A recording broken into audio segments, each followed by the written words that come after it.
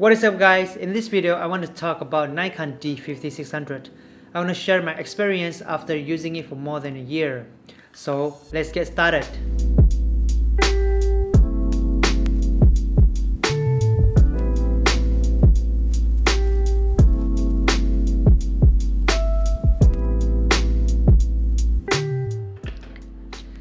So this is Nikon D5600. It's an entry-level camera. It is the latest generation of D5000 series from Nikon. It is great for people who is just getting started in photography because it shoots high quality images and video. Now let's talk about what I like about this camera. Number 1, it has an excellent image quality, best in class for a crop sensor camera. Number 2, this camera has a flip-out screen, so it's easier if you want to shoot with different angle, and it is great for vlogging because you can see yourself. Number 3, this camera body is very lightweight and it has a nice deep grip, so it feels very secure when you hold it in your hand. Number 4, decent autofocus system. This camera has 39-point autofocus, which 9 of them are cross type.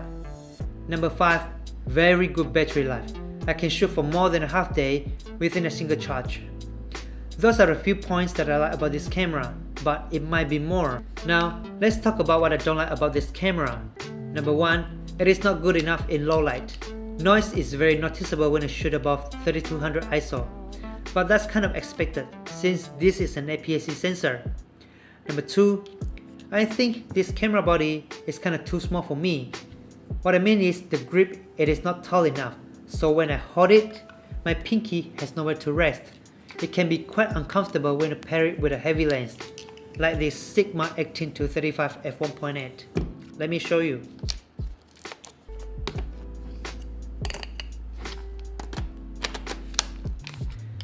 As you can see, this lens is huge and heavy, so when I hold it like this, it's kind of front heavy. That's why it can be quite uncomfortable when my pinky has nowhere to rest. By the way, this lens is a beast. We'll talk about it in another video. Number 3, since this body is so small, it doesn't have a lot of dedicated buttons for settings. So if you want to change any settings, you must go through the menu or using the touchscreen. I find that very slow. I think we only have 2 buttons that we can customize in this camera body. The first button is the function button. I changed that to ISO since ISO is one of the most common settings that I change. The other button is the AEL button. I changed that to back button autofocus. Number 4, not be able to set white balance in Kelvin. This is big if you shoot video indoor with mixed lighting. Sometimes auto white balance just not good enough, so we might want to change the temperature ourselves. Those few points that I don't like about this camera is very acceptable because this is an entry-level camera. It only costs about $600 USD. I certainly recommend this camera to people who is just getting started in photography and want to have that high quality images.